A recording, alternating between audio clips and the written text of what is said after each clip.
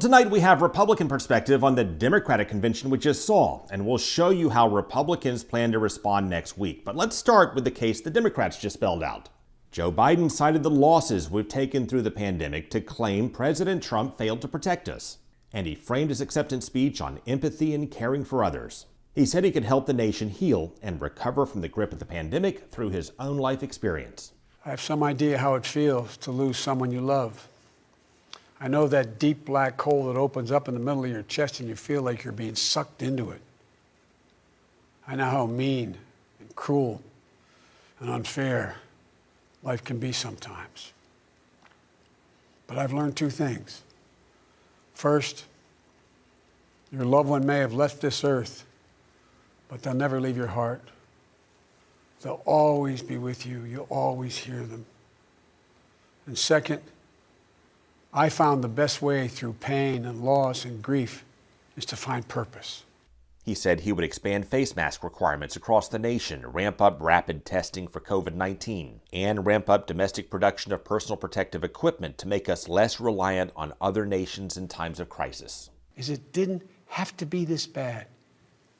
Just look around. It's not this bad in Canada or Europe or Japan or almost anywhere else in the world. Biden also said he would focus on addressing racial tensions and breaking the hostility in national politics. We can choose a path of becoming angrier, less hopeful, more divided, a path of shadow and suspicion, or we can choose a different path and together take this chance to heal, to reform, to unite.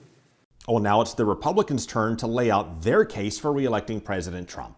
The president has cited and will continue to cite the violence and rioting we've seen in parts of the country. He'll make the case that it will spread to other communities without the federal intervention that he has ordered as president. Think of the smoldering ruins in Minneapolis, the violent anarchy of Portland, the blood-stained sidewalks of Chicago, and imagine the mayhem coming to your town. The Republican convention will also draw contrast on policy, and that brings us now to our guest by way of Zoom for more perspective on the Republican National Convention. Please welcome Adam Goodman. Thank you for joining us, Republican strategist. It's great to almost be with you today. Give us your perspective on Biden's speech and how you expect the Trump campaign and Republicans to rebut it and counter it at the Republican National Convention. Well, I think objectively, I thought Joe Biden did well, certainly versus expectations. 4 days, though, of the Democratic convention was a 4-day infomercial on basically their hatred of Donald Trump. And they certainly sold that, but they really did very little to address what they're going to do moving forward. So yeah, we get you don't like the president, and we get you are trying to heal racial division. I think that was another major theme of this convention. But what else are you going to do? And I thought the specifics that were lacking were very telling, because that's where I think the Democrats maybe have a sticky wicket when they get into the weeds of what they actually would prosecute in terms of healthcare, the economy, border control, and some of the biggest issues of the day.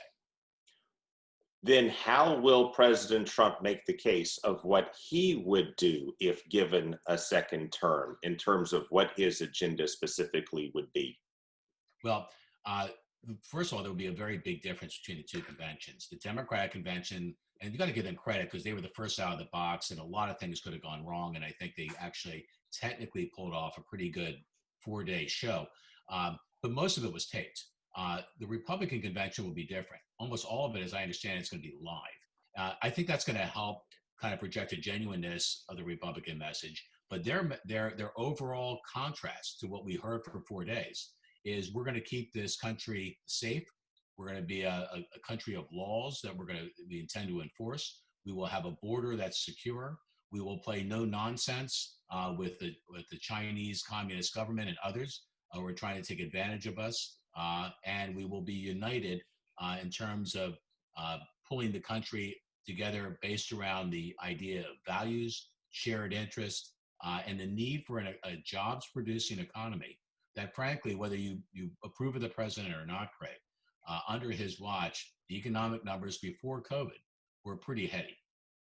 You penned an editorial a few days ago in which you said the president's prime selling point has been the fact that he is a scrapper, that he's a fighter out to fight the system.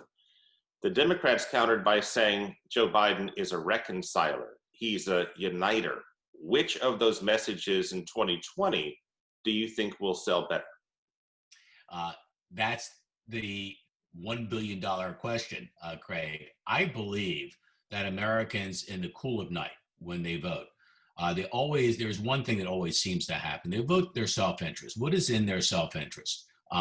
And with all the challenges that are in front of the country right now, I believe what America is looking for is a fighter, because a conciliator, a uniter, a consensus builder, it sounds and feels good intellectually, but when you're facing, the horrors of COVID-19, the damage it's done to our economy and to our confidence, I think you're looking for something more visceral.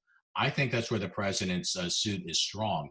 And when you get beyond the conventions, Craig, which the Democrats apparently generated 20 million or so viewers a night. There's a lot on the internet beyond that. Remember in 2016, the first debate between Hillary Clinton and Donald Trump generated 81 million viewers nationally. I think the number is going to be closer to 90 million plus this time for Biden-Trump. That is where I think the president is strong. You might say he's the undefeated champion thus far in that ring. And I think that's where this election could truly hinge, and what I think is going to be a very close election when it's all said and done. Adam Goodman, thank you for your time. Always, Craig. My pleasure.